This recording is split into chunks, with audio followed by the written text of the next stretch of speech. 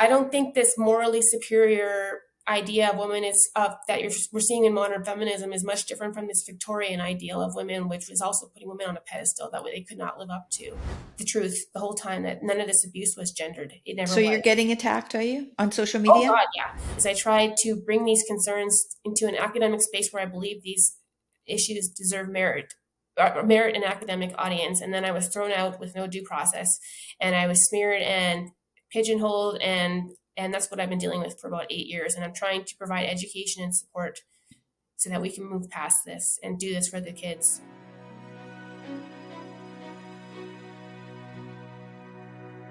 Hi, Monique. Hi, Tammy. Nice to meet you. Nice to meet you as in person as we can get. Yes, yes. Yes. Well, I was in Edmonton. Are you in Edmonton? I'm in Calgary right now. This is where I was born and raised in Blackfoot territory. We were in Calgary. I should have reached out to you and met up with you when I was there. Oh well. Well, I was in Edmonton actually for 5 years working, and then I came back about a year ago. So yeah, I'm back. You're now in Calgary, or you're now in Edmonton? I'm back in Calgary. It's very close. It's the same province, but I was just up there. It's more working class up there. So it is more working class, isn't it? And more yes, and more woke as well.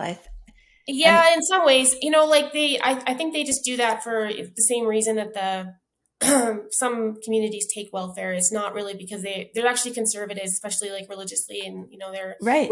Working class actually are conservative, but they'll usually sometimes they will just vote for one way because of handouts or something, but they take the bribe. But generally, like their actual worldview is actually very conservative, I would say. And actually, I'd say Calgary is generally more woke.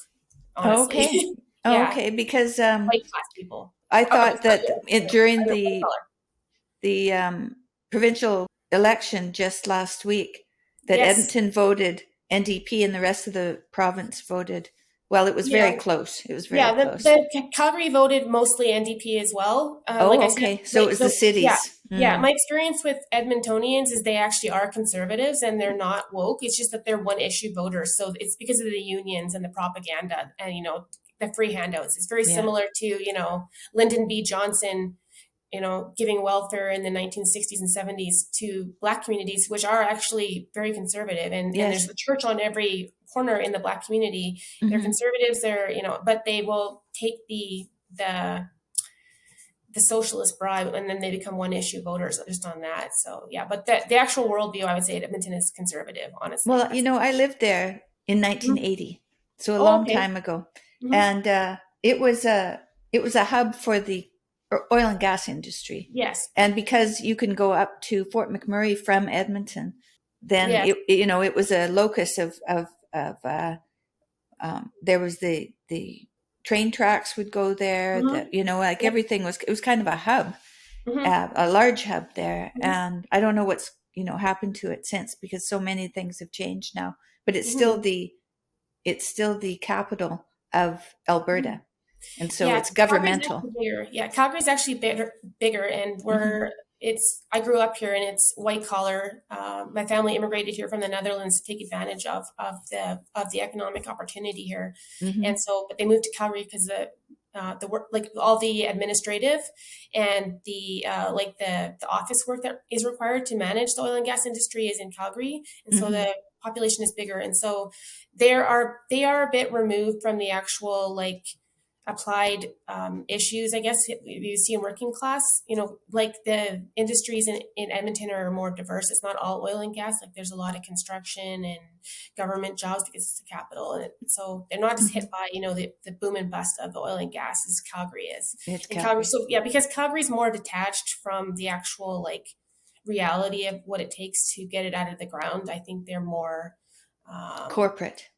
Yeah, and more woke too, because they don't really have to see, people dying on the job, like the reality of life, the way it is to do this. They're in an office with air conditioning, and that detachment makes them more, I don't know, I guess you could say an ivory tower, almost like academic ivory tower, the detachment that you get from the elites. Yes, the elites. That's what we have in Calgary, yeah, for sure. So we're not going to be talking about elites today. We're going to be talking about families. Yes. And we're going to be talking about a tricky part of families, but I've been trying to talk about the divine feminine. And I Mm-hmm. started out by speaking, as you might have seen from other episodes, I started out speaking to people about faith, Mm-hmm. largely just talking about faith. And but since then, I've been thinking, what is the divine feminine? And then I thought, the divine feminine, there's two sides to this. There's the benevolent mother, but then there's the devouring mother. And then, there's the mother that's, there's the biology of it all. And then I thought, well, I'm going to have to talk about everything that has to do with being not just female, but divinely feminine. And I would say that this parental alienation that we're going to speak about is something that we have to talk about. We have to talk about and understand. And I've been reading the readings that you sent me. I thought the first thing we can do is you can introduce yourself. You can tell me how long you've been doing what you're doing, how long you've been doing it. And then we'll get into maybe some of these myths and truths. But I also want to talk about, you mentioned that you were going to be involved in a Parental Alienation Awareness Day protest. Yes. Well, And so I'd like to, that happens every year. And has that happened this year? yes, it happens every.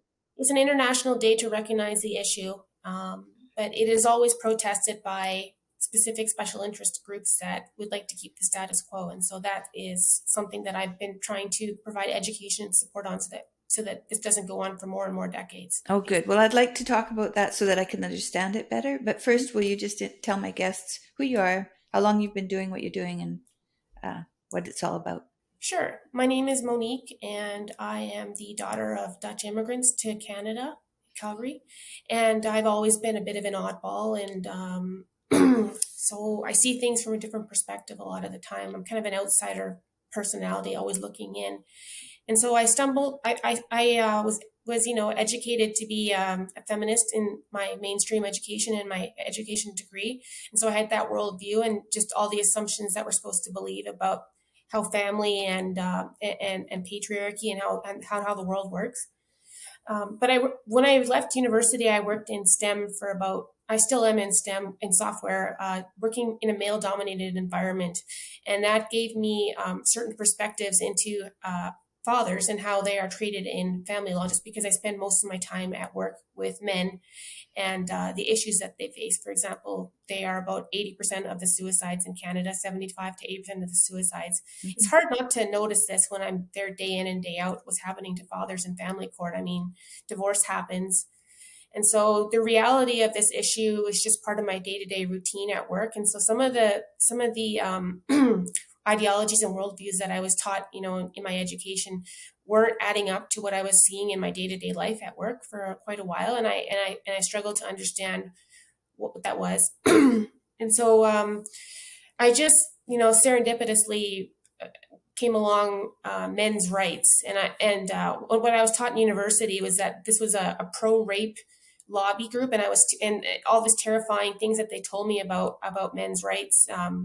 By these radical feminist professors that told me, so that I'd be too afraid to actually look at what these issues actually are. And so I, got involved in men's rights just because I was curious, and a lot of the stuff that they were saying was actually resonating with me, what I could see with my own eyes in my day-to-day life. And so I started there. It was very difficult because of because once you do that, you become a pariah. And so I had to live this one life in public where I would just say what I was supposed to say, and then investigating these issues for about 8 years now. I've been doing this. Mm-hmm. So I started just very like not really in an organized way, just with these social media groups that were organizing on these issues. And then I asked how I could help, and they suggested that I join the Canadian Association for Equality, and I did that in 2016. And I've been involved in organizing issue awareness. They are a marginalized nonprofit, unfairly smeared and stigmatized and silenced in the similar ways that I saw for men's rights in general. And so, being a woman, I noticed that more people would listen to me, and so just building momentum over the last 8 years. I've started at Cafe, which is now, they've transformed themselves into a depoliticized, just service-based organization, which I think is great. I haven't heard of Cafe. What's Cafe? They are an academic organization. They were an academic organization, Canadian Association for Equality, and they basically do advocacy and research for all these marginalized, deplatformed academics, that suffer Okay. targeting. Mm-hmm. And Mm-hmm. so they kind of conglomerate there. And I actually got an elite education because I'm part of the organization for about 8 years, studying and reading all the material that they have. Oh, good for you. That Yeah, must have so been this actually gives helpful. me a lot of insight. Yeah, and this is the top of the line academics that have been silenced. That actually do all the proper processes for solid social science research, like evidence based peer review. That's what you're supposed to do. And science is not supposed to be trusted science. Science is the actual process is transparency. You're supposed to be Mm. able, if you're an actual scientist, you're supposed to be able to explain and justify what your position is. Yeah, and you're supposed to be trying to disprove your Yes, hypothesis. exactly, and so that's where I got my real education. So it wasn't any more of this ideology. It was all evidence based. What I was doing Mm-hmm. at Cafe, and I actually did so much work there that I actually was elected to the national board there for about 2 years. And what I was spent that like? It was great, actually. Like actually, it was very therapeutic for me, with my own divine femininity and understanding how I could be of service to others and help others with Mm-hmm. with these deeply. And I saw that I could add value because I wasn't a man, actually, and that I could actually de-escalate a lot of the conflict and controversy and explain this to people in a simplified manner so that everybody can understand, who's really the victim here, which are the children in this. Yes, exactly. So yeah, so I just, from the communication skills that I have already from the tech industry, I saw that I could add value, and that's what I did for about 2 years. And then after doing that for about 2 years, I created the Parental Alienation Canada support group, and it's gender neutral. And what I'm trying to do is unite all the parents in solidarity against this issue, try to resolve it. And what I'm doing is trying to depoliticize it and make it more about being child focused and not making this about the gender war, and actually try to come up with some solutions and try to have a productive conversation and not just have smears, stigma, cancel culture, and then we never actually are able to help children because of that. So that's what I've been doing for about 2.5 years. I've separated from Cafe at that point, but they since have become depoliticized. Like, they don't do the antics and the drama anymore. They've been really focused on services, which I think are great. Oh, that's good. Yeah, so some of the issues that affect men would be obviously the very high suicide rates, which I believe are directly related to the bias against fathers in family court and the railroading that goes on in family court against fathers. You do, And eh? Mm. yeah, and the hopelessness that these fathers are feeling. Mm-hmm. They're actually congregating on social media, Facebook groups all the time. You can see them in like tens of thousands on Facebook in these fathers' rights groups, and Mm-hmm. they're dropping like flies. And I've seen many of them kill themselves because of this. Mm. Another issue would be the excluding men and families from as victims of domestic violence and not including them in services. Men don't have many options when they're the victim and they're not believed and they're laughed at. So their only option is to either stay and take the abuse, or they can try to risk child abduction, or they can leave their children behind with an abusive mother. So that's why I'm outspoken about this, because there is no other voice for this, and that's the value that I've been trying to add and help these men and their children as much as I can. And then another issue would be excluding men from services for sexual assault and just assuming they're always a perpetrator when they try to get help. Because of this dogma of patriarchy theory, the man must be doing the perpetration. It could never be a woman. That. And you mentioned the divine feminine. I think being divinely feminine means that you're not putting women on a pedestal of like putting women as morally superior to a man. I Mm-hmm. mean, I can't even live up to that. That's ridiculous. But divine feminine is just accepting and loving and caring and not expecting perfection, I would say. And, so that's what divine feminine means to me when you were talking about, but not expecting a woman to be Jesus. And I don't think that I don't think this morally superior idea of women we're seeing in modern feminism is much different from this Victorian ideal of women, which was also putting women on a pedestal that they could not live up to. This angel of the house. I don't really see much, difference between, so I think that there's a whole host of issues. This is a very complex issue, and that's why it's taken me 8 years to really think about it. Mm-hmm. And but there's so many moving pieces, and how it fits together. I need to study some, look at the research, and then kind of just wash some dishes and let it roll back in the back of my brain. You know what I mean? So yeah, Exactly. yeah. So I read most of Parentectomy by Christine Hmm. Giancarlo, Yes. and those were case studies, Hmm. mostly alienation stories. All the ones I read were of men being alienated from their families. Maybe that's the whole book. I imagine it's the whole book because I read a good portion of the book, and it was all men who were um, talking about how over the last 8 years or 20 years, they had been trying to navigate the divorce and the child custody. And really, it seemed to center on child custody. Hmm. And one thing that I'm curious about is the men and the women who end up in this situation, because these are divorces that are acrimonial. They're they weren't able to negotiate with each other and come to an agreement. So these are uh, usually brought to court. So they're also expensive because there's lawyers involved and everything. But I was listening to the stories, and uh, I got a sense that the men, in terms of the Big Five personality scale, were quite agreeable men. They were men who were trying to make this work, and they were doing whatever they can to navigate this very stressful and delicate situation.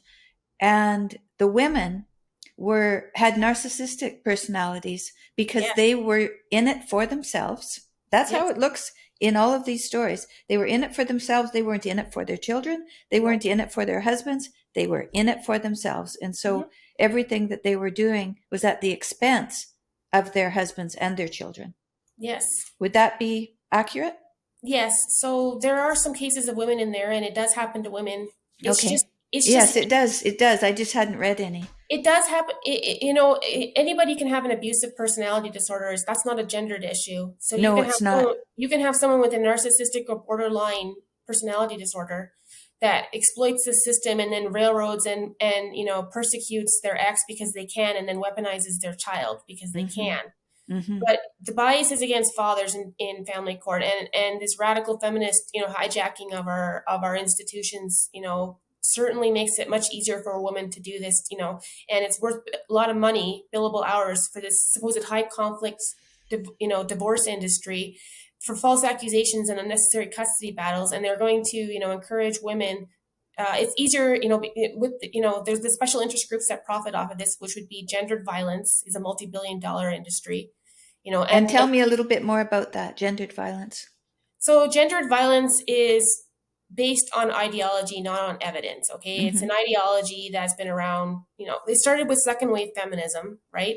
Yeah. They had run out of actual legitimate issues at the second wave feminists. And so in the 1970s, in the early 1970s, this woman, her name is Erin Pissy, in the UK, she started the first ever domestic violence shelter and she took in 100 women. And then she noticed that half of these women were just as violent as their male counterparts, which means that they were beating their children and beating and abusing others in the shelter, and other children, right? So and Erin Pissy was actually a victim of child abuse herself, like extreme child abuse from her mother. So she never thought that this was a gendered issue, the domestic violence. And actually, all the evidence-based research that I read through the cafe, the actual peer-reviewed solid social science research I read through cafe from Dr. Donald Dutton, for example, shows that none of this is gendered, but it's intergenerational.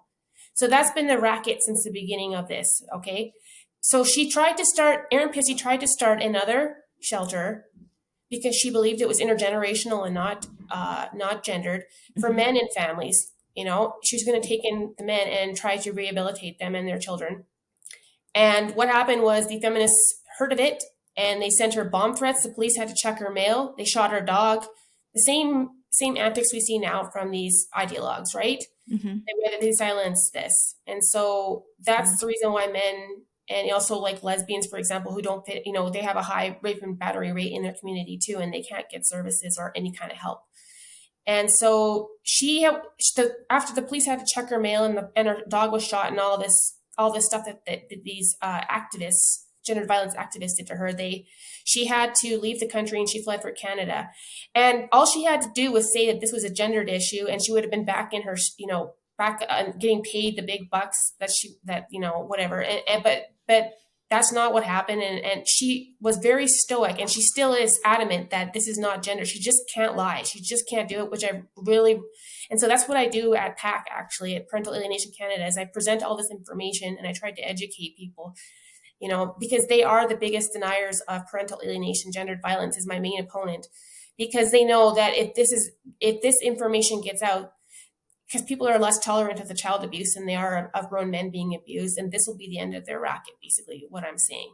And so that's why they're attacking me. Parental alienation exposes the truth the whole time, that none of this abuse was gendered. It never was. So you're getting attacked, are you, on social Oh media? God, yeah. I have been for 8 years. I've been canceled, smeared, attacked, and but this has been personal development for me to learn How do you handle that? Well, it depends on the situation. People basically, I don't spend my time arguing with these people like in direct messages, because that's just a waste of time, because they're not going to change their mind. But I'll only write out my argument and then put all my evidence and put links if there's like thousands of people that can actually read what I said. And so I did have a big fiasco like several years ago. I think it was 2017, where I tried to show that Red Pill documentary at the University of Calgary. And it created an international uproar. Like you can read about it online. If you Google my name and then look up Red Pill, you can see what happened. And I was very civil, but they just kicked me out without any due process. And then they said all these horrendous things about men's rights. None of it was true. And I wasn't even allowed to, say what my concern is. And I thought that these issues merit academic attention. And so it was just canceled in the usual manner that these people do this. Okay. But yeah, since it's so hard for me to publish any of this, because the mainstream doesn't dare upset these people, I have created my own platform basically over the last 8 years. I just organized community screenings of Red Pill, Erasing Family. I host Zoom calls in our PAC group on parts of this, not all of it at the same time, but I'll do one with like Alexandra Lysova, and she will do a presentation. She's a Canadian researcher on domestic violence, and she's an excellent and outstanding scholar. And then I've had a call with Don Dutton. So I've interviewed like tons of them, and we put them on our all these interviews on our YouTube channel. And so we can link that. We'll link that at the bottom. Yeah. So you'll send me all the links after this, right? That we can. Yeah, we have a YouTube channel, and it's hard because they do try to cancel us all the time and cancel me, and they use ad hominems, non sequiturs, anything that they can do to upset me and get me angry and get me to act like a loon, basically, and try to make me look ridiculous. So it's been very hard. I have to. This has really aged me. Like I can feel myself getting older and older doing this because of the. They just want to provoke me, essentially. And so I have to constantly work on myself, on my own temper, because I do tend to snap. I have snapped it sometimes, but being the keyboard warrior does not work. So I'm just a patience game. I'm trying to, in that case with the Red Pill, for example, I did beat the patience game because we just, the fathers' rights groups just organized another screening outside of the University of Calgary, and actually because of all the uproar, the feminists did a lot of advertising for us. Yes, that is what happens. Yeah. Well, if you can, don't watch this movie. You're not allowed to watch this movie, and so basically the theater was packed. I would have showed it to like 12 people if it would have been like no advertising, but because of all the free advertising from the feminists protesting our screening and the uproar and all the newspapers that contacted me and wanted an interview. Like after that, the whole theater was packed and there was like thousands of downloads from it. They do a lot of free advertising. And the same thing happened in Grand Prairie, actually. They told everyone not to watch the film, and they were like, going around, telling everyone that that you're not allowed to watch this film. And so basically when people say that to them, then they go and watch the film. Honestly, that's exactly what happened. Yeah, that's just like people watching horror films. Oh, this is scary. Don't watch this. Well, this is a blockbuster, right? You're going to make lots of money on it. People are curious. We're curious creatures, right? Yeah. So, basically that's between like this. It's been definitely a learning curve for me, and I've made a lot of mistakes over the years. But don't we all? Yeah, but at least I learn from them. Like when I make a big mistake. That's the important part, is to learn from them and to Yeah, and change it's your like I said, behavior based on evidence. Yeah. yes. So yeah, that's basically the way I've been dealing with the controversy is just watch, learn from it, learn from my mistakes, and try to be more measured and well spoken next time if I make a mistake. That's Yeah. probably Well, we've found ourselves, Jordan and I, that when something happens, there's a big blow up. There's yeah. all this trouble that everybody's talking. And that's a point where you just pause. You just pause. You wait for all of the noise to settle down. And then you wait. And then you start to see things change, and it starts to change from a negative to a positive. And then Yeah. you can start up again. And it's very interesting how these things work. But the pausing, I think, is really important. And I find that also in all my situations now, the pause is very important. As soon as I find myself getting emotionally involved in something, then I pause. I pause and I think, okay, I'm not going to react to this. I'm going to wait until the right moment to say something where it can be less controversial, but still get my point across. Yes, and when you open up that can of worms, like there's not much that you can do because it's triggering everybody, and Yeah. a lot of people are going to say things from their knee jerk, like because especially with this involving most people's intimate feelings about their family and their children, Mm-hmm. like that I do get people, especially my opponents, will just be very vicious and vitriolic at first, and so it's been over. But I've had 8 years to develop myself, and so I'm getting thicker skin, and it is hard to take the You have abuse. a good community, right? You have a good Yes, community. You yeah, need and a I good community. we do have a cute community, and we build a relationship over time, the trust, standing by each other. Mm-hmm.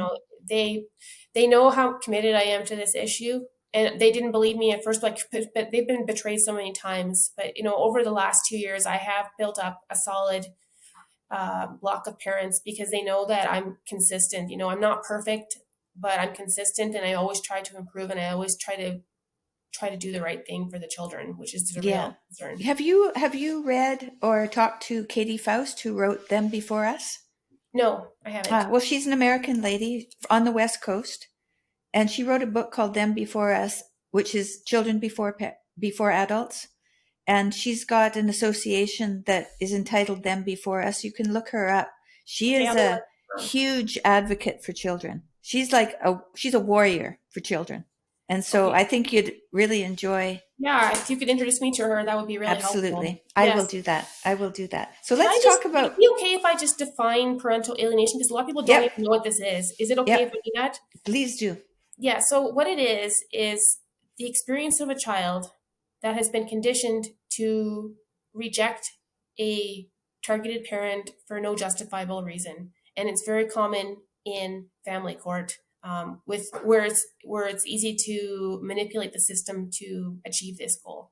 So there are different there's different it ranges from mild to very severe. And so our high conflict, in Canada, we have an adversarial for profit family law system. It's obviously based on billable hours, not the child's best interest.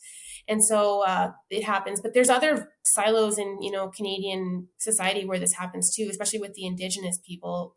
It's a very similar dynamic. And when they talk about how they feel, what's happening to them and their children, it sounds almost identical to what's happening in family court. But if you want to know some concrete details, I do want to just want to mention a couple examples of what it looks like so people can kind of I bet this sounds so familiar to so many people. You may have seen this before, but you didn't know what the name of this abuse is called. So it's called parental alienation. And so some common things you'll see are the alienating parent will make denigrating comments about the other parent in front of the child. This person is grudgingly in their acceptance of positive statements made by others about the other parent. The alienating parent refuses to name the other parent. The parent What do uses you mean by that? well, Doesn't name the other maybe parent? they'll call them by their first name to the child instead of dad or mom. Oh, I see. I see. Yeah, so that would be a way of subtly trying to diminish Separate them. diminish the role of that as a parent. Mm-hmm. This parent refers to the other parent using an unflattering name, like calling them idiot, name calling. Mm. The parent struggles to admit that the other parent is capable of caring for the child and tells the child that they don't love them.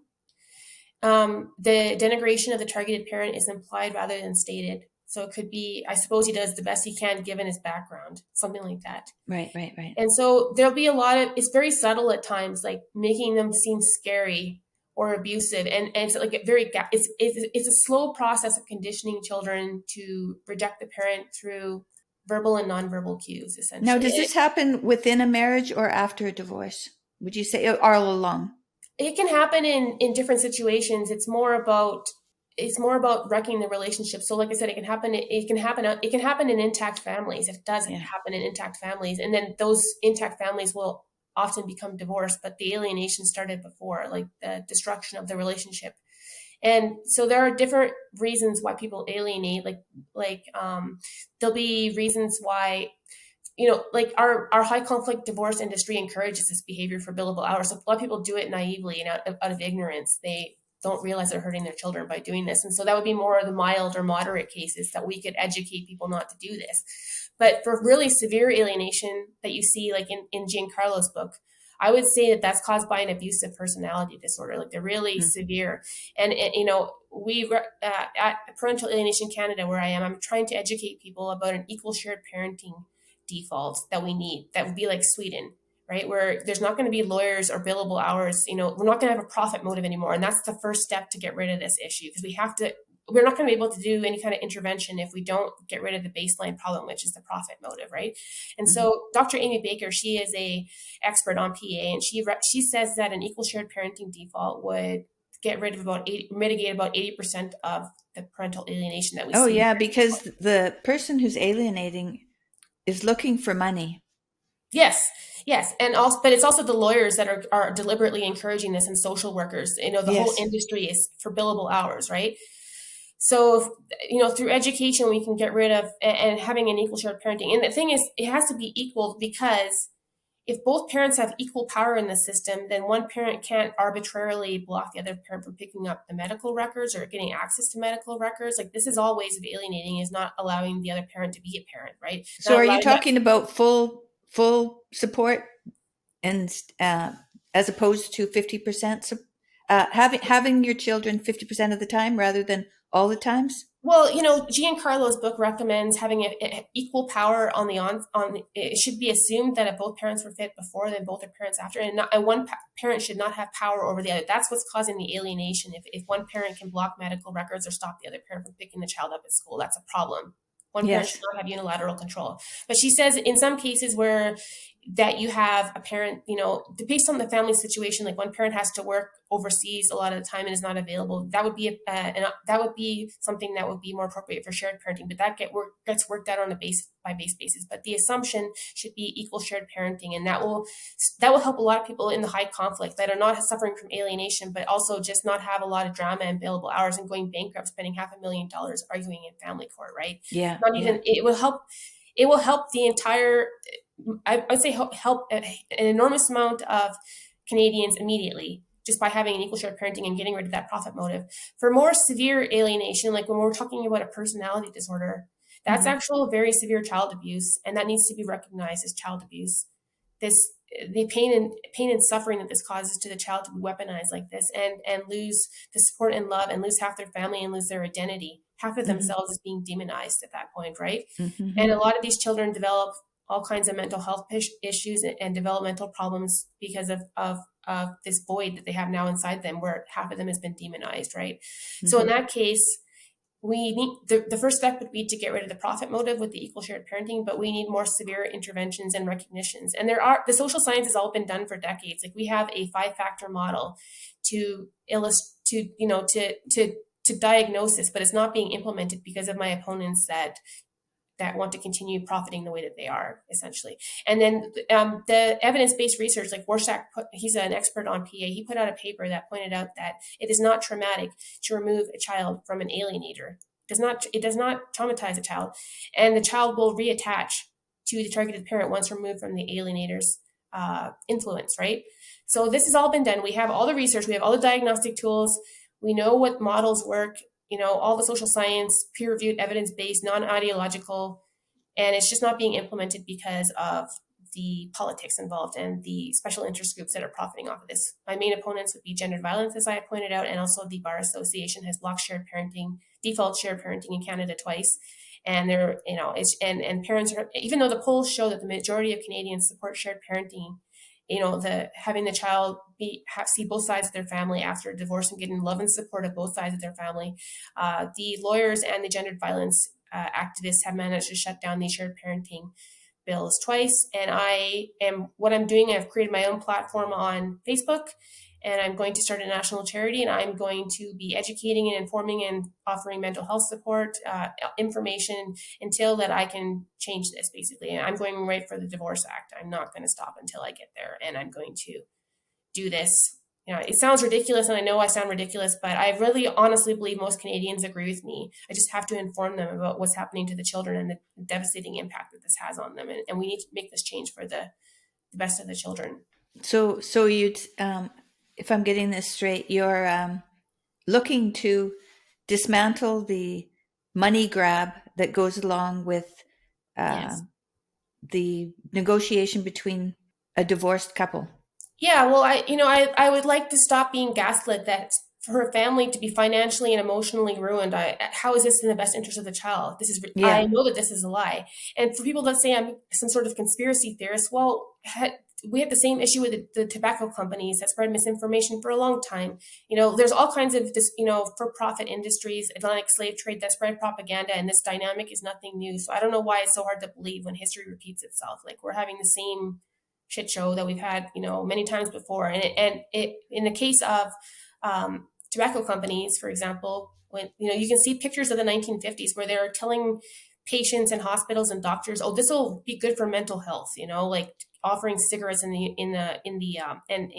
tobacco in the hospitals will be excellent for patients' mental health. And that misinformation was spread that narrative was spread for profit.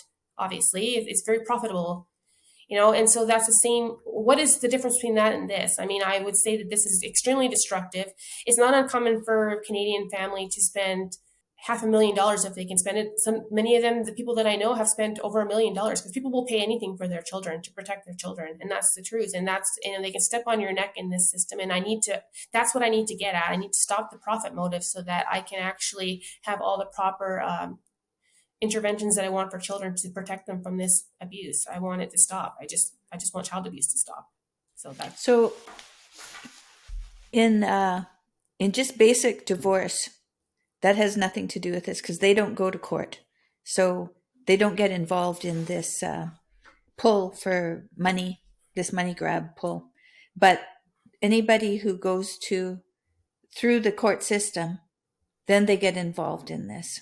This unequal shared parenting default would even benefit non-alienation cases that are just high conflict, where they're spending outrageous amounts of money and it's devastating them, and then breaking them financially, and they basically cannot afford to pay for their children's education at that point. So how would people negotiate these, say, abusive relationships or lower conflict relationships without getting involved in the legal system? Well, we have to get rid of the profit motive, which is enabling this in the first place. But the social science has all been done, as I said. Like in the case of, we need to make this more about mental health and teaching people to co-parent instead of teaching people to, we need to change our values at the core about divorce. Mm-hmm. So our value right now is make a false accusation and step on that person's neck and try to beat them, and not realizing that this person is your co-parent. This is how do you think this has come about? I mean, you've showed me the historical thread, but what's missing that this occurred? Because usually the reason that something like this will occur where it becomes unbalanced, there's a reason that things have become unbalanced. I usually think it's because it's a lack of ethical training. Yes. And yeah. Well, the original model for family law in Canada, or like in the British world, was coverture. I don't know if you're familiar with that system. It's like a Victorian era model. So because of the feminist revisionist history, they'll tell you, oh, women couldn't own property, women couldn't vote, blah blah blah blah blah, as if men could vote either. Most of human history, right? And men were used as cannon fodder for for wars a long time before they even got a vote, and that's why they got the vote first, is because of conscription, right? But Yes. the reason, women could own in family law, women could own under coverture could own property as a femme sole, and then they were, as soon as they were married, all of their property transferred to their husband, and the father would get the custody, because the father also had the responsibility to pay for everything. So they, Yes. under coverture, yes, it's antiquated, and it kind of put women on a pedestal as some sort of house of the angel, but at least it was balanced as far as privilege and responsibility was concerned. So women could get a job under coverture, but they were not required, even if their children were starving, they weren't required to use any of their own money to pay for their child. That was the husband's responsibility. So the Mm-hmm. husband would get all of the property from the wife, and then he was supposed to use that to actually pay for everything. And so at that time, if there was a divorce, then that meant the man would get the children, the full custody of the children. But he was also, that's because he had to pay for them, had to feed them and clothe them. So that was how that worked. Okay. Mm-hmm. Then, with first wave feminism, they got tender years doctrine, where women would get custody if in the early years. And then over the last like 150 years, what we've seen with feminist agitation in family law is that they're demanding more and more and more for women, more privilege. They will say, well, women couldn't own a credit card. That is true. And they had to ask permission from their husband, but the man was also required to pay off the entire balance, which is the reason. Like, they never talk about the other side of the equation. They're always Right. demonizing men and saying that this was some sort of conspiracy to hurt women, and it's ridiculous, because the reason why it was actually set up that way was for practical reasons, to protect women and to have everything paid for, right?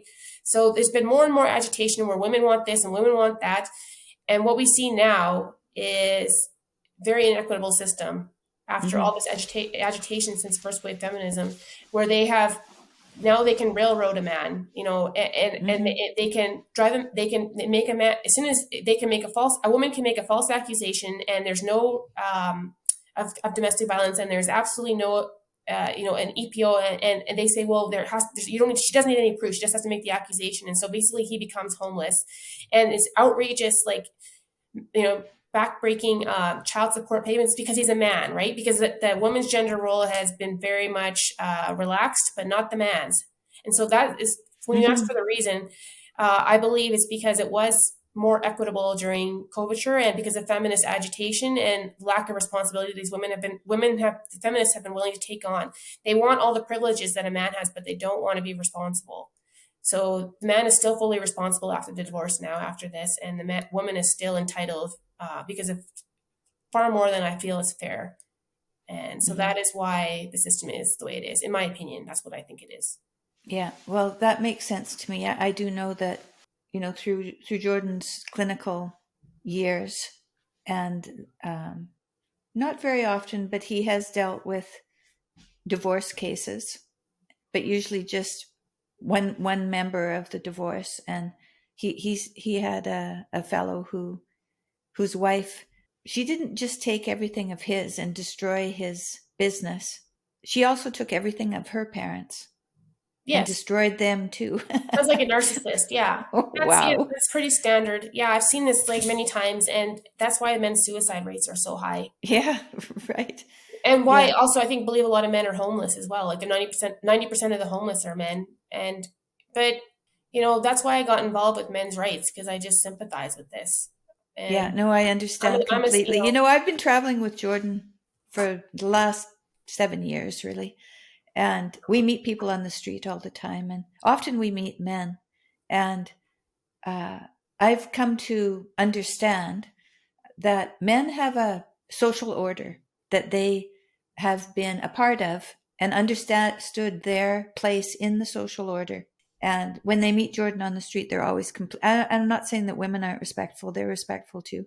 But I'd never really been involved with meeting this many men, and to see how they all know exactly where they are appropriately slotted in the social hierarchy. And just think of how many millennium men have been in this social awareness. Whereas, like, my idea is that women are only new to the social world, Mhm. that we have had a hierarchy within family or within our small communities, our local communities. And that's where we understand hierarchy. Yes. But when we get out into the social world, when women get out in the social world, we don't deeply understand this social hierarchy as men do. And Mm-hmm. so the whole idea of respect for the hierarchy, that's why the feminists are pushing away from it, is because they don't understand it. And instead of real humbling themselves to something that they don't understand and learning it, they've just pushed against it and tried to deny its existence. And so, a lot of the trouble that we're seeing now, I mean, women have been at home for a very long time. And now that they're not at home, we're seeing all the growing pains of that, as well as all of the um, personality challenges, and social media make that much, much worse. And I don't know how much of this problem is the talk that goes on social media, because you can be a narcissistic personality on social media and not get put in your place, where, if you're forceful in person, someone will say stop. Mm-hmm. But on social Yes. media, you can say whatever you want. And so it's getting out of hand that people are able to say whatever they want. And I imagine now, in the divorce realm, of people hiding behind lawyers and the institution, they can also get what they want by Mm-hmm. manipulation and not have to face the consequences in the moment to moment as they would if they were face to face with the person that they were talking to. So that's why you want to de-escalate the bureaucracy that's associated with this, because people are hiding behind and using the bureaucracy to get what they want. Yeah. Yes. Vicious. Well, I wasn't taught any factual information myself during my education, No. at a university. So this has all been a path that I've had to forge for myself, and I am committed to it because I'm committed to protecting children who are the victims, hapless victims, and they have no power. So I Yeah. am speaking Well, for what them. Katie Faust says, that women or children have a natural right to their biological parents. Yes. Oh, I'm glad And to hear that because that's the first time I've heard someone from our institution say that. I'm glad to hear that. It's been, difficult. Um, talking about boundaries with women that always believe that they're victims because they've internalized that belief about them.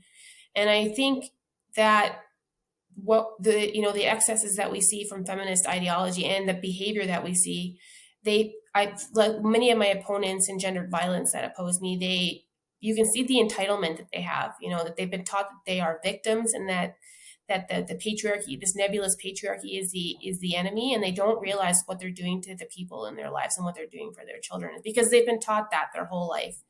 So part of what I'm doing with education is, not cutting them down, but educating women. And to make a change, I really believe we have to educate and help women. Like I have to help alienators too, and some alienators are men because they're my yeah, opponent, and I'm hoping that I can convert some of them, to do what's right for their children. I think many of them do love their children, but they just don't know. Some of the times it's just no. And for some people that I tell the information to, they get really angry with me and they will, become abusive, all the keyboard warrior stuff. But it's, that's part of my self-development, is learning to manage my own emotions in that situation. But yeah. I Well, talked to putting one up person. boundaries, right?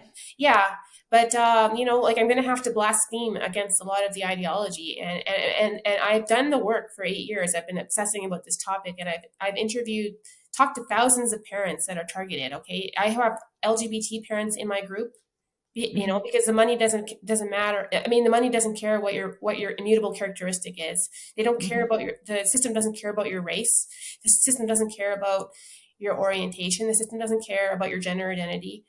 It only cares about making a profit. Honestly, once the money, the bar association will take it from any parent, and any parent will pay when their child is being held hostage in this system.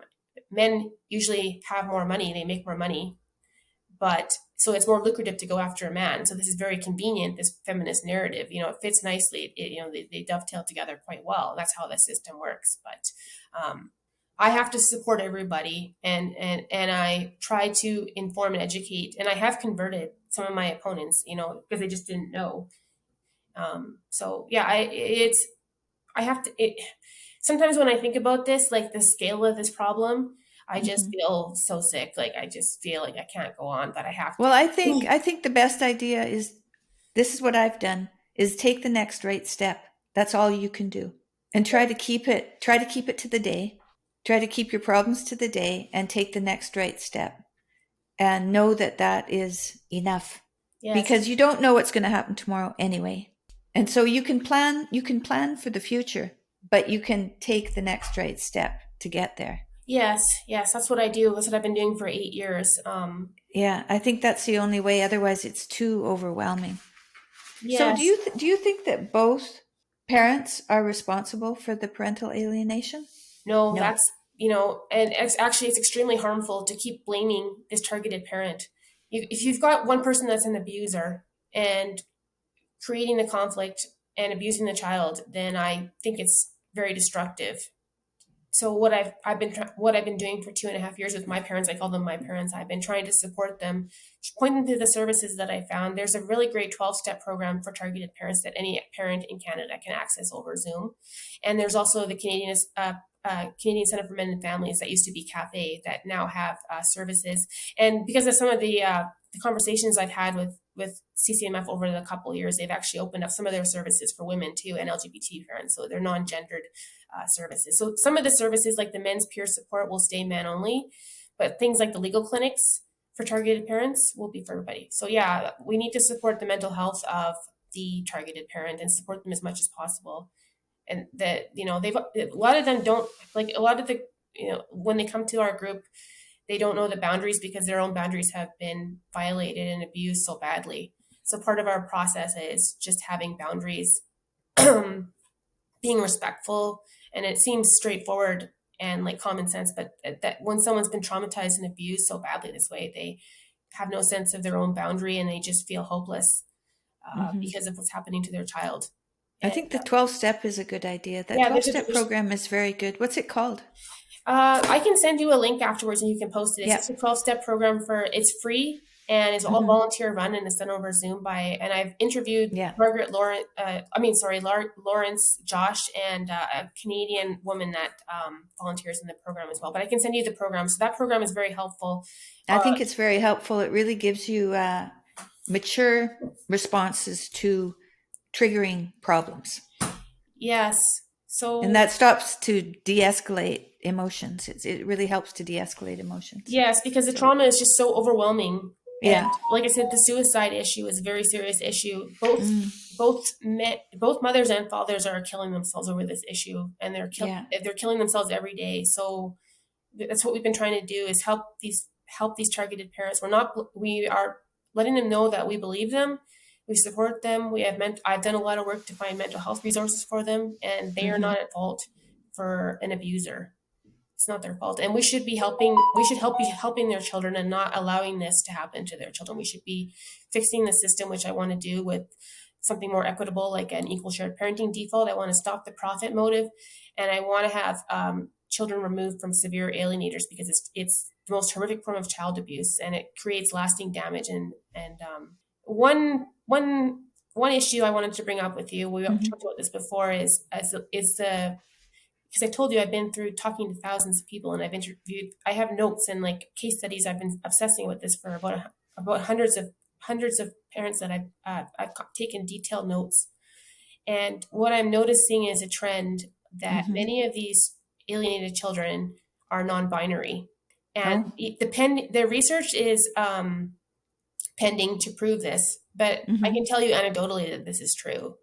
And what I think is happening is, I told you about the identity crisis and the void that these children feel inside them. That half of Oh, them yeah. have like been demonized, erased. Whatever your identity comes from your parents and the family stories. Yes. You talked about your rosary, and you feel the strength of your family from generations, and then when you take that away from a child, there's just this vacuum, right? And so these children are coming up with these very creative ways. I see them on Tumblr and they say, "Well, I'm a dragon gender, or I'm a unicorn gender, I'm a fiction kin. I'm a Harry Potter gender, and they make up all these genders trying to fill this void inside them. And it's not the child's fault, and they're so like ridiculed and humiliated online. And so not only is this child now traumatized from the alienation at home, being bullied, like they're being abused at home, but then they have then they're being ridiculed and mocked. They're children, right? This is not an adult, and teenagers, right? And now they're being ridiculed online for trying to find coping mechanisms for their lost identity. And now, because of this trans ideology, they're actually being sterilized and mutilated too. From this fact-free ideology is now, and a lot of this is coming from the same people that deny PA. Basically, a lot of this trans ideology, it's the same dangerous Marxist ideologues. A lot of these radical feminists are pushing this, and I think they're trying to cover up the special interest group of gendered violence. They're the ones pushing this trans ideology. I think they're trying to cover up the reactivity of these children. Trying to say, well, they actually are these, bizarre identities, these bizarre, right, non-binary. So that's what my thesis is on this, and because of this, I'm sure you can imagine how controversial this is. And and a lot of parents have gotten angry with me when I first pointed this out to them, and I told them the truth, because I try to stand by my integrity and tell the truth and educate people. But people have come back to me and agreed with me, and they're standing behind me they know that I'm on this podcast saying this right now. Mm-hmm. Parents that used to, be angry with me, but they've been lied to for so long, and it's hard. And then when they hear the truth, it's time for us to pause, as you said. And time to pause. But I know that the trans surgery for children has been outlawed in Britain and in a number of European countries. So it won't be long that it's going to come to America, and it's going to come to Canada. Yeah, I believe there's several states that are, but that's why these parents are suicidal. Yeah. That's how could you not feel suicidal when this is happening to your child? Like, and I don't know what to say to them. Like, every day they're talking to me and contacting me about what's happening to their child. And, I've worked hard to try to organize the mental health, like the 12 step, and do research and try to find, and I've documented so many cases that I work on this topic by myself, but we need more help. We need people to validate what we're saying and point out the harm to the children. And we need to, we need more help. I need well, that's why I have a podcast, right? I have a podcast because I know that it's up to women to talk about this. Mm-hmm. Whenever I ask a man to be on my podcast, they always say yes right away. When I ask a woman, often they wonder whether they ought to or not. So we need to say yes. We need to say yes, and we need to speak and realize that we don't know everything and that we're not perfect, like you said, right? No, but we're just doing our best. Yeah, and women don't need to be perfect to deserve respect and be equal. They can't be anyway. Yeah, you don't. Christ is the only perfect being. Like, you don't need to be perfect. And I think one reason why we have this like excessive feminist movement is because of the lack of respect for women. And there was that. Putting women on a pedestal right from Victorian era, and we see, this really unhealthy reaction where they're feeling like there's a void, for women too, and not knowing how women fit into the public spheres per se. But there's I've talked to some feminists that disagree with me and get into bitter arguments, and then I'll tell them, well, there's this gender theorist that I know that says that that men demand respect. That's what they're always demanding. They're demanding respect. And then there's women that are always demanding to be loved and supported and cared for, right? And this gender theorist has said that if we give women or give men more compassion and be more understanding and be more sympathetic, more caring about the issues, more loving, and if we give women more respect, then we'll finally be equal. We don't have to be identical, but we'll finally be equal. And then the feminists agree with me, and they'll be like, yeah, that's right. And then I'll tell them, well, that's actually, you're agreeing with an MRA right now, because Tim Golden is the person that came up with that, that wrote the book, Loving Men. And then you'll see, the outrage from feminists when I point out that they agree with an MRA. So a lot of them are so uninformed. They haven't talked to any MRAs. They just believe the ideology and the need. What are MRAs? men's rights activists. Men rights activists. Okay. Yes, and so those are the people that I was told that are pro rape, and they're just the red pill and all of that is just about men's entitlement to women's bodies. And then when I actually talked to an MRA, these disorganized guys that will, a couple of these fathers will stand outside with picket signs outside the legislature and get laughed at,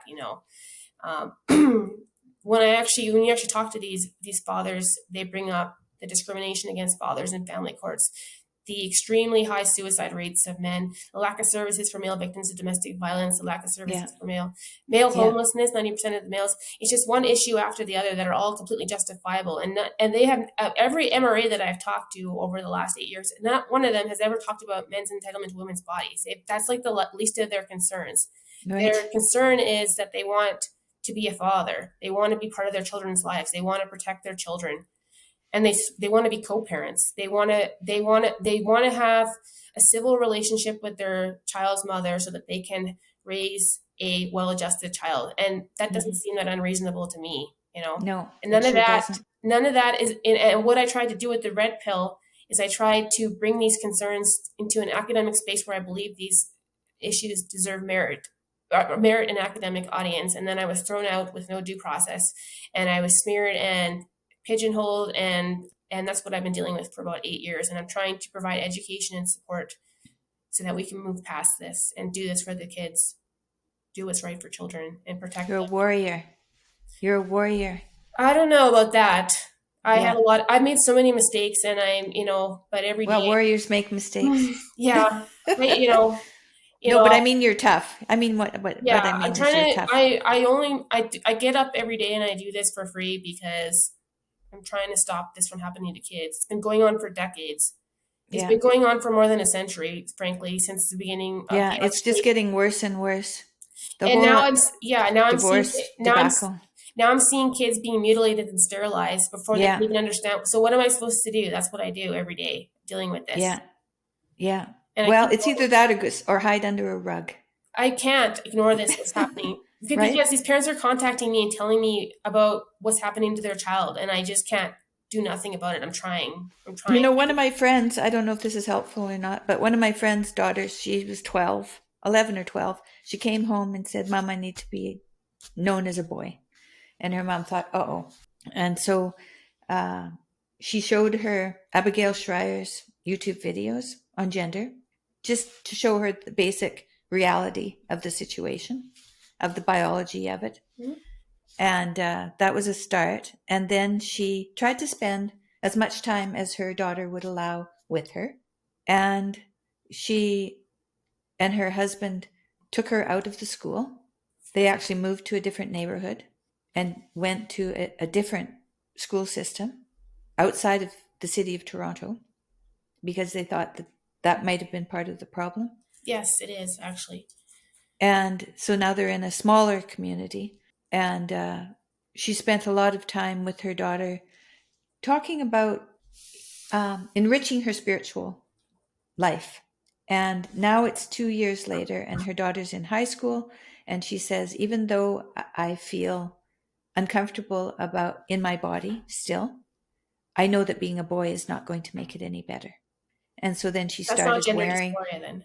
Yeah. She started wearing more nicer clothes, taking care of herself again. I was a tomboy too. Like, who wasn't? Me too. I was a tomboy too. Yeah, that's totally normal for a kid. Like, yeah. And I just took my time growing up before I was going to sexualize myself, as a teenager. But that was normal when I finally got, the tits and ass per se. Like, I realized I had a lot of power over these boys at school and I could jerk them around, and it was just an experiment with makeup and the way I was dressing for a while. And then I realized I was being objectified, but I was ready to be sexualized at that point. Like, a child should be allowed to be, when I was a tomboy and picking my nose and like climbing trees, that was me being a kid, I, think that I was, I don't know. I thought I was like, what did I think I was? I thought I was like a horse at one point. Like, I did all kinds of silly things as a kid, and I shouldn't have been mutilated and sterilized. The child will grow up when they grow up. Yeah. I think a lot of the issue, because so many kids are being that I see in my group, like the child, they're non-binary, so we have to sterilize them, and we have to give them, hormone blockers or puberty blockers, right? But there's these ignorant people that are doing this to children. They are uneducated. They don't do real social science. They're doing this all from ideology, and they don't distinguish between gender dysphoria and non-binary, right? So gender dysphoria is someone like Blair White or Rose of Dawn or some of these outspoken trans people. What is the other one? The one that went to a man. I'm trying to remember his. Okay, but yeah. Anyways, so that is like if you take a brain scan of both men and women, like you can see that men have like 10 times the amount of gray, or 6 times the amount of time of gray matter, which is for focused like thought for like physics and math, right? And I can see this at work, working in software. The men have like obsessive compartmentalized thinking, and then women have like 10 times the amount of white matter, which is the interconnectivity. So if there's actual like and that would be more like multitasking that you saw women doing in like hunter-gatherer times, where you can see women take care of kids and then I have better communication skills than the men do at work. I think like all the parts of my brain are working together to come up with the communications, and the men can't do that kind of multi-brain parts of your brain kind of work. But so if there's such a thing as a male and a female brain, then I believe that it is possible for someone to be born in the wrong body. Like if you could actually see that objectively on a brain scan, on an MRI scan, that there's a male and female brain. But that is binary. Like how much more binary can something be if you're going from one gender to the other? And that's a decision. If you're actually going to change your body, if you actually are born in the wrong body, that's something you should make a decision as an adult, right? Like you can't make that decision to be sterilized until you're old enough to understand that, which is why we should like 25 years old. Yeah, you shouldn't be altering children for something like this, okay? Because we can't. Because your brain, women's brains and boys' brains, they don't actually develop till they're in their 20s. Oh, I know. So how can you understand the consequences of that kind of altering your body at such a young age? I mean, that's why it's criminal, and we need to make it illegal. It's crazy. Yeah, that's very different from what. That's very different. This gender dysphoria, which is completely binary, in my opinion, like that's what it looks like to me. It's a clear transition from one gender to the other. That is very different than non-binary, and it's not the same thing. And in my opinion, just from all the hundreds of people that I've interviewed and the detailed notes that I have, and what I'm seeing is that non-binary is trauma-based. It's something to do with trauma. And it's caused by trying to fill a void, an identity crisis. And it needs to be studied more, depoliticized and studied, so we can best help people, especially children that are hurting from this and are suffering, and we need to remove them from their abuser that's causing their identity crisis. Well, the other thing that's going on, so there's surrogacy. Yes. Surrogacy. And I don't know, I imagine that you've looked at that as well, but surrogacy means that you've been taken away from not just your birth mother, but it might have been an egg donor that's put in another woman and then gestated in a pregnant woman and then given to a family. So by the time the child grows up with this other family, and they may have bonded pretty well with this family, but they have experienced a loss. Yes. They've experienced a loss, and they're going to feel that as loss. And we don't talk about those losses. No, and we also, it's the same thing we have with the targeted parents, where they're not allowed to grieve the loss. Like we don't give any moral support for that kind of loss. Like if people are not even validated and acknowledged for the pain that they cause. But I think that in some of those adoption cases, like it's something like that, it's kind of the adoption dynamic. Then they're not necessarily alienated from and they can go and look for their biological family after. Not necessarily, right? In some cases, they can. So, in adoption, they can more often now, but in surrogacy, it's still that's why difficult. we like our value at PAC is about co-parenting. It's like sharing the parenting. Like you can have multiple parents for a child. Like if it's not an intact family, then why can't you share the parenting? And and the new stepmom doesn't take the place of the biological mother, but she sure is like an important part of that child's life, and she should be co-parenting and being the backup mom, and she doesn't take the place. But that's our value, is that yes, that you all share the parenting, and that will be best for the child if the child gets love and support from all their parents, and they're allowed to have, the child should be allowed to love all of their parents and love what that parent does for them. So what happens when, a divorced couple, they're trying to negotiate child support, but one of them is alienating the other, or making moves to alienate, or maybe isn't caring for the child to the standard that the other parent wants, and causing health issues Mm-hmm. in the child.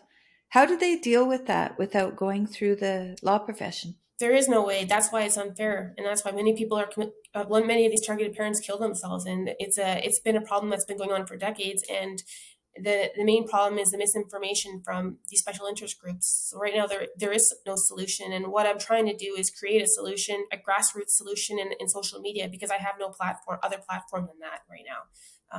So I'm trying to. So what would you say? What would you say someone would do? Say if the father was keeping the child from the mother, or not paying, not at home as much as they needed to be, or maybe lives with someone else and has them with the child rather than, so there's some inconsistencies in the care. How would you suggest people deal with that? Well, we teach self-care, first of all, for the targeted parent. I mean, it's very easy to break down very quickly and become suicidal. So we, maybe in our group, like we have an orientation video that I give to all the new people that join our group, and it's just got the 12-step program. And we really emphasize that self-care, because if you're not maintaining your own mental health, then you won't be able to support the trauma of the child. Yeah. We teach something called approach and withdraw parenting. And a lot of parents think it sounds sadistic at first, but basically that's a child-focused method that we teach. It means that you should, the targeted parent is going to be, the child is going to be reactive because they're being programmed to reject the targeted parent. And so we teach the targeted parent to always shine a light into that child's world and be the one stable focus. If you do have any contact with your child, you should be shining the light and not sharing your own personal pain and suffering and trauma with that child, because the child doesn't need to see that. The child needs to see your strength and shine that light, right? Mm-hmm. And when that child reacts, which they will because they're being programmed, then you need to withdraw for your self-care at that point and come back and shine the light every time you see that child. And there are targeted parents that have reconnected with their children. Sometimes after they're 18, the child will come back. That does happen when the alienator. But always be ready for your child to come back to you, and you're going to have to understand that the child is reactive and it's child abuse. The long-term strategies that I've already explained is a systemic widespread problem, of the profit motive, but on the individual level, it's not a legal problem, really. It's more of a psychological issue to reconnect with your child. So we recommend shining a light and not showing the child your own. You have to be the parent and always shine the light and never show that child your own pain and suffering and trauma. Be child focused on their reactivity. Right. That's what we recommend. Good point. Those are very good points. Is there anything else you'd like to say? I think we're coming to the end of our conversation. I distinguish between gender dysphoria and non-binary, but I also want to bring up autogynephilia. Okay. Yeah. Because let's do it. Yeah. There are a lot of, we have trans parents in my group that are completely reasonable. And so I don't want to demonize them, and they're just normal people that are trying to get by, and they're not forcing pronouns or anything like that. They would like to, so I that's why I distinguish between gender dysphoria and non-binary. But autogynephilia, people are hijacking the trans label, and I feel like it's hurting my trans parents. But autogynephilia is a fetish in men to dress up like women, and it's like a sexual fetish, right? Yeah, usually older men, correct? Yeah. Well, yeah. And so I'll see, like you see news headlines of some teacher wearing size Z breasts, prosthetic breasts, and they're labeled as trans. And I feel like that's hurting, because I'm intimately connected with the non-binary and gender dysphoria issue in my group. Like, I just wanted to take this platform to say that autogynephilia is not trans. And, if there's I'm not misgendering anyone. I'm saying that if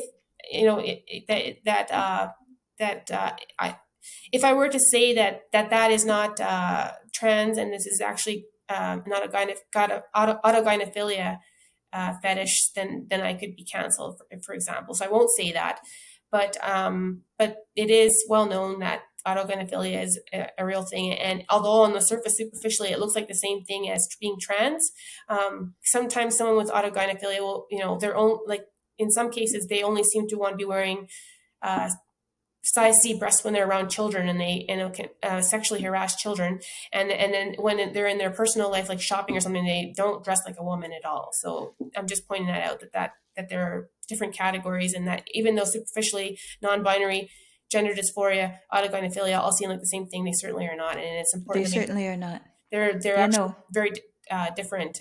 Even if something superficially looks the same, I think some of these nuanced points would be really helpful to help us get over our issues if we start being more nuanced about and being more accurate about what makes these things different.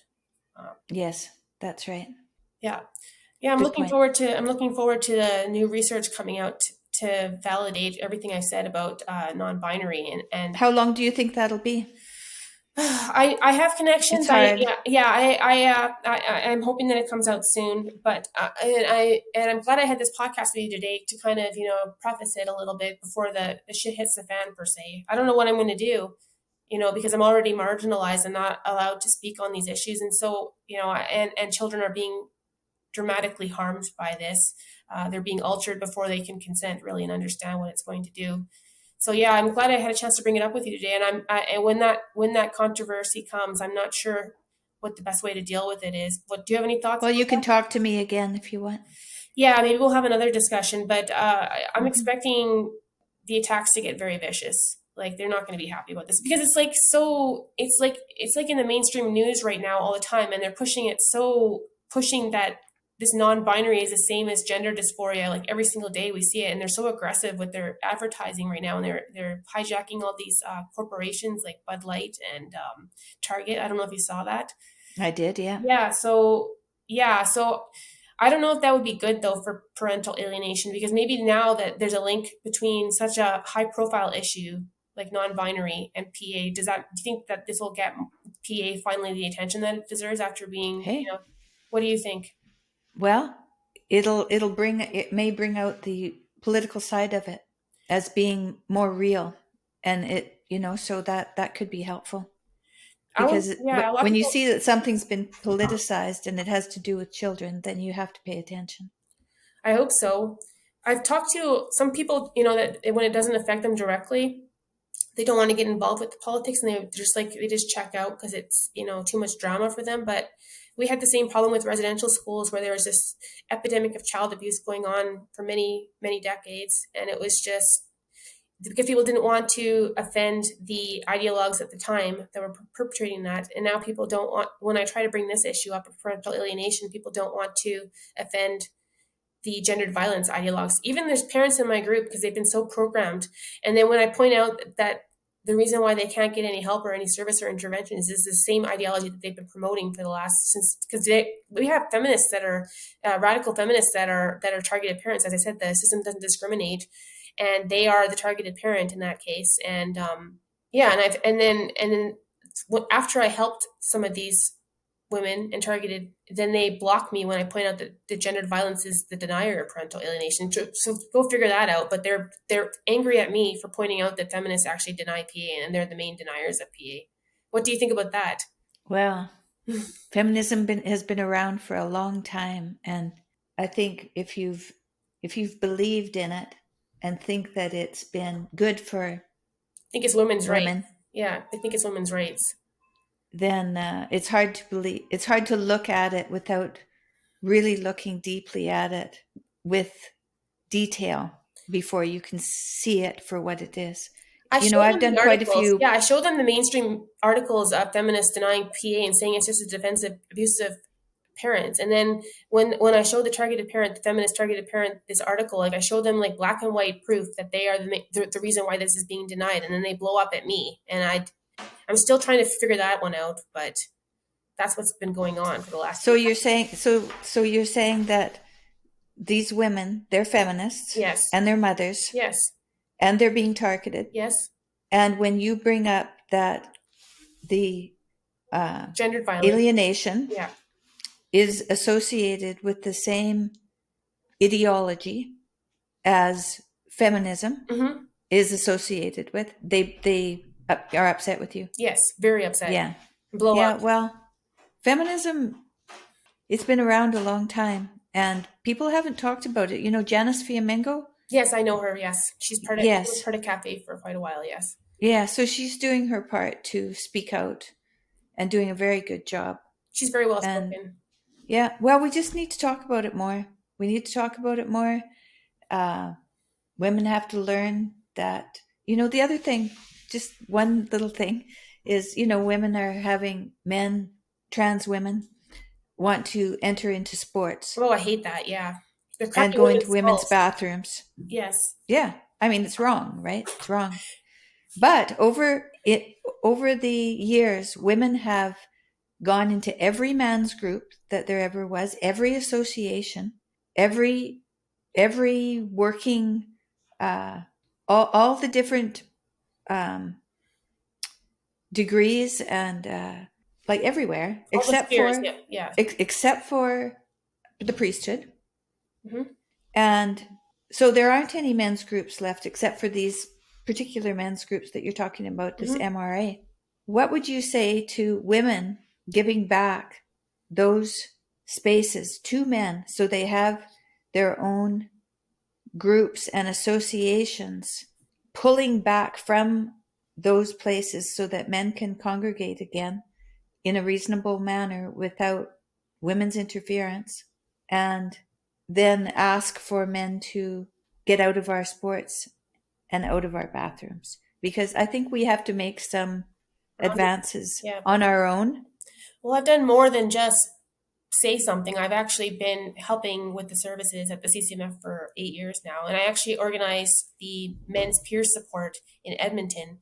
So I actually encourage that, and I was actually I spent a lot of time organizing that. So that would be therapeutic space. How did it go? How'd that go? Very well, actually. Like it was actually started in Calgary. Like it's a national organization, as I said, but the a colleague of mine in men's issues, Dr. Dan McKinnon, kind of it started this men's peer support. So no women go because when when men talk about their issues and women are around, that's too vulnerable, and it's against their nature as as being providers and protectors, and it's not flattering for men to talk honestly about what's about being vulnerable and talk about what's really going on with them and their mental health in front of women, right? So that's why women cannot be around men that are Mm-hmm. trying to heal. So I've done Mm-hmm. more than just, I've understood this from the beginning, and I've done more than just say something. I've actually spent time organizing this and trying to find rooms for men and inform them that this is, and give them permission to do this. I've actually, tell men you have every right to do this, and organizing men's spaces, men only spaces where no women are around, and men's peer support. And then when men can talk to other men as they have through the ages, in their little tribal units, and they talk to other men about what's really going on and speak frankly, that's how, when they hear each other and when they can listen to each That's other, for sure. that's how they heal, having the men only spaces. So yeah, so I've organized men's peer support all across Alberta, and so that's what I've done. That's my answer to that. I've actually taken action and organized men's peer support, and I've helped a lot of men heal that way. So So you don't think that it's going to be possible to take women away from the places that they've infiltrated so far, I don't know. right? I don't know I what's mean, we want possible. men to leave our bathrooms and our sports. How are we going to negotiate that? I don't know if what I can do for the adults. So my focus has been on the Mm-hmm. kids, trying to help Yeah, with that. fair enough. Yeah, I don't know. Like I support the grown men that are targeted parents, and so I recommend mental health services, and done more than just talk. And I've tried to have a gender neutral group for education about these Yeah, I issues. think that's really important. Yeah, we have a gender neutral group for parental alienation, and we have all kinds of targeted parents, and the system does not discriminate. As I said, we have gay, we have lesbian, we have trans parents, we have all kinds of parents, we have indigenous parents, and none of that matters when their child is being held hostage in the system. So yeah, I think all I can do every day is just have another conversation with another person and just keep informing people and being honest about how I feel about protecting children. And that's I'll take your advice and take it day by day, because it is really Day overwhelming. by day, yeah, it's too much otherwise. It is really overwhelming to see Hmm. this, but and I do feel very overwhelmed at times, and it is hard to, like I said, it's driven many people to suicide, and that's the truth. So it's but at least we're coming together in a really grassroots way, and we are organizing now after 2.5 years. And I thank you so much for this opportunity to talk about this. Hey, my I pleasure. appreciate I Well, I really think appreciate also you. for all those suffering people too. It's day by day. It's day by day, and it's the next right step, and being as careful as you can with your words. Yes, and So don't if take the pause, as you said. I think that was great advice. I really take the take pauses. a pause. Yeah, If you feel yeah. like you're going to I've do found something, that's helpful. if you feel like you're going to say something that's not going to help, then don't say it. Just take a pause. Right. Yeah. And you know, when I've done that, what I've wanted to say does come out, but not when I plan it. Comes Yes, out when it should. yes, Comes it's out when it true. should. Yes, the Yeah. moment comes, doesn't it? The moment Yeah. comes. Yeah, Yeah. yeah. So that's pretty cool. All right. Thank you very much, Monique.